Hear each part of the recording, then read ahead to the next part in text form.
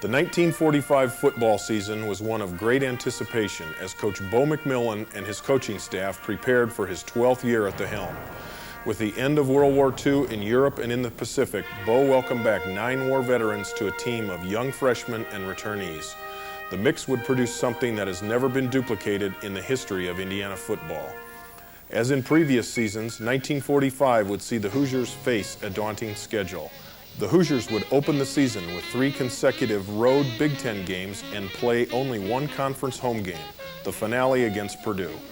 It is with this backdrop that IU faced its season-opening game against Michigan in the Big House in Ann Arbor. Quarterback Ben Raimondi threw 2 touchdown passes, the first to Ted Kluszewski and the second to Mel Grooms to lead IU to a 13-7 upset victory. The game marked the return to Indiana of lineman Russell "Mutt" Deal. Deal had last played in a football game in the Old Oaken Bucket win in 1942. He then entered the Army and was discharged only 3 weeks prior to the season opener. Deal returned to play in all 60 minutes in his first football game in 3 years. The Hoosiers' road trip in Week 2 took them to Evanston, Illinois to face Northwestern. Christmas came early for Bo McMillan as 2 more starters lost to World War II joined the Hoosiers just in time for the game. Howard Brown and Pete Pihos helped the Hoosiers escape with a 7-7 tie as Raimondi hooked up with Pihos on a fourth-quarter touchdown pass. Pihos, who many consider the greatest football player in IU history, played 9 years for the Philadelphia Eagles and was named to 6 Pro Bowls. Pete is the only IU player to be inducted into the National Football League Hall of Fame in Canton, Ohio.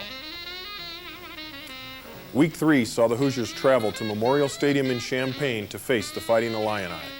Once again, the combination of Ben Raimondi to Ted Kluszewski proved to be the difference in a 6-0 Hoosier shutout. John Kennedy made his first start at center, replacing the injured Bob Meyer. Unfortunately for the Hoosiers, 1945 would be the final year for Kluszewski to wear the cream and crimson. Major League Baseball would call upon the man with the gigantic arms. Big Klue was a lifetime 300 hitter in a 15-year big league career and played in 4 All-Star games. His finest moment came in the 1959 World Series for the Chicago White Sox when his 3 home runs and 10 RBIs set a World Series record. The Hoosiers crushed Nebraska in their home opener 54-14 before going back on the road for yet another Big Ten contest. This time IU prevailed 52-20 over the Iowa Hawkeyes behind 2 touchdowns each by Bob Ravensburg and George Taliaferro. The undefeated and 8th-ranked Hoosiers came home to face 14th-ranked Tulsa in Memorial Stadium. In what Mutt Deal called the most physical game he ever played in, the Cream and Crimson defeated the Hurricanes 7-2 on a touchdown by Bob Ravensburg. Pete Pihos and Deal played the entire 60 minutes, while John Kennedy and George Taliaferro logged 58 minutes. Ben Raimondi, Howard Brown, Bob Ravensburg, and Joe Sowinski all averaged 55 minutes of action. The Hoosiers ran their record to 6-0-1 with a 46-6 win over Cornell in Bloomington. Dick Duranick led the way with 3 touchdowns. Pete Pihos, George Taliaferro, and Leroy Stovall also added touchdowns. Many of the Hoosier starters were able to rest as reserve linemen Frank Cioli, Bob Harbison, John Kokas, Bob Joseph, and Alan Horn dominated play.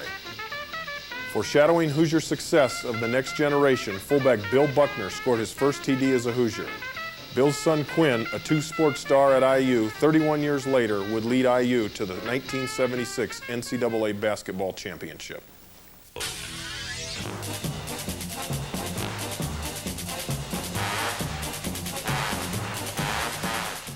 For the 18th consecutive year, Indiana traveled to Minneapolis to play Minnesota.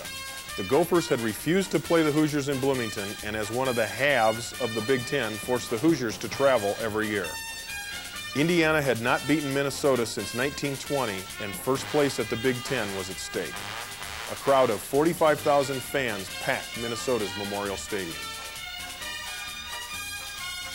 George Taliaferro opened the scoring with a touchdown on a pitch from Pete Pihos.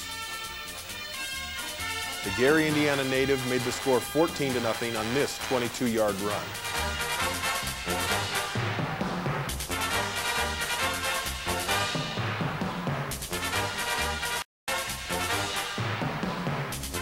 The proud Gophers fought back and threatened the Hoosier goal line. Once again, Talafero saved the day for Indiana.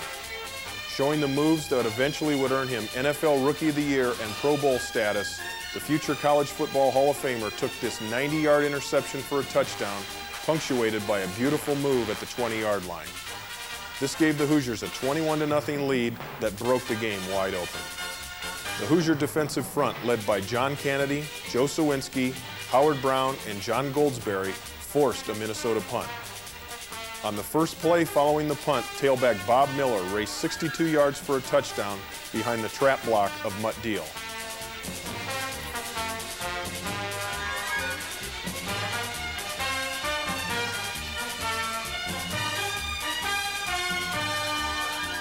Pete Pihos scored just before halftime to give the Hoosiers a 35-0 lead. In the third quarter, Ben Raimondi threw touchdown passes to Lou Mihailovich and one to freshman Tom Schwartz, a former Mr. Basketball from Kokomo.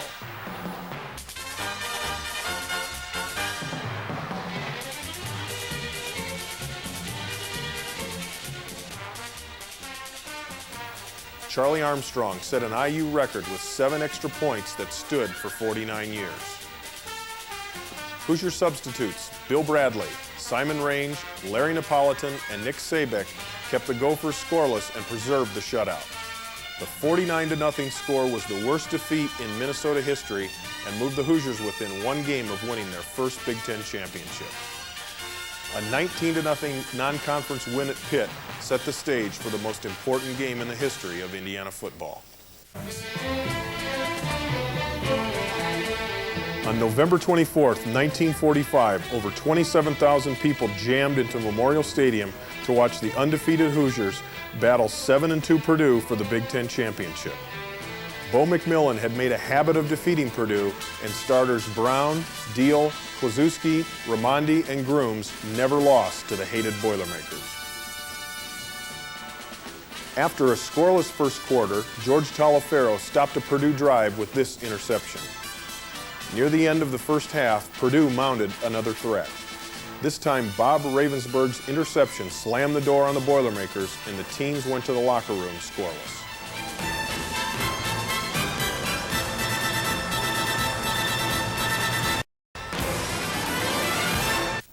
The second half was all Hoosiers from the opening minute. The Indiana running attack got rolling on a 24-yard gain by Mel Grooms and a 10-yard burst by George Talafero.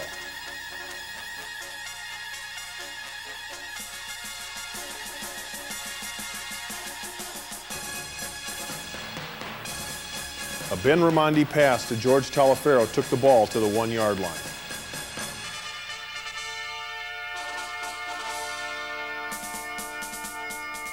From there, Pete Pihos followed John Goldsberry and Joe Sowinski into the end zone for the game's first touchdown.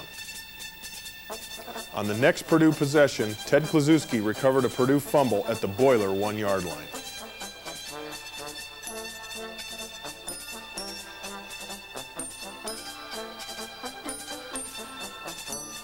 Pihos' second touchdown of the day made the score Indiana 13, Purdue nothing after 3 quarters. The Indiana thumbs-up defense refused to yield. Purdue quarterback Bob DeMoss entered the game as the nation's leading passer and was constantly harassed by the Hoosiers.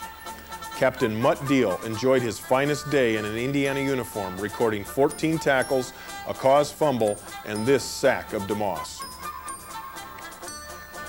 The Hoosiers began the fourth quarter on a march behind the running of Talafero and Grooms and the passing of Raimondi.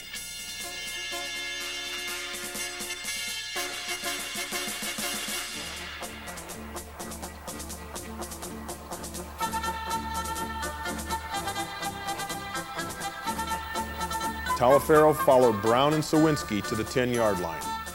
From there, Raimondi rolled right and hit Ted Klaszewski with a touchdown pass to make the score 19-0.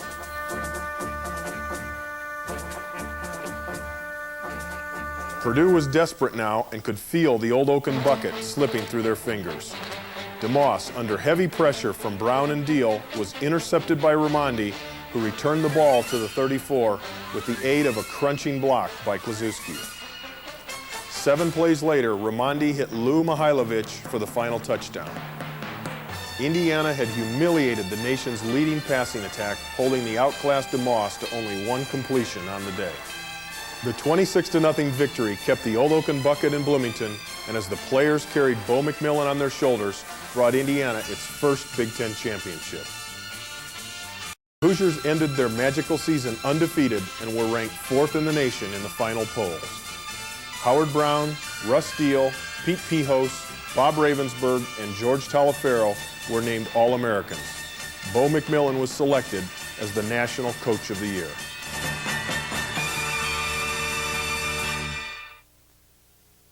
The Indiana University Big Ten football champions of 1945, a diverse group of young freshmen, returnees, World War II veterans, and two-sport athletes, all from different towns and backgrounds.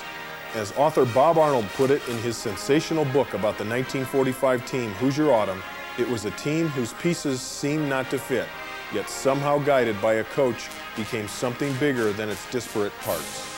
A baseball player, a decorated war hero, a talented young freshman running back, a fire-breathing fullback, a hard-throwing quarterback, an unpretentious Ironman lineman, a converted center who doubled as a fierce linebacker, an undersized end who became a consensus All-American, and a one-eyed tackle as captain of the team.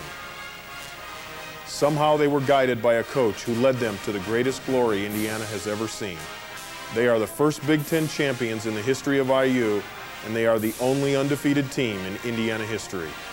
These are Bo McMillin's Po Little Boys, Indiana University's greatest ever.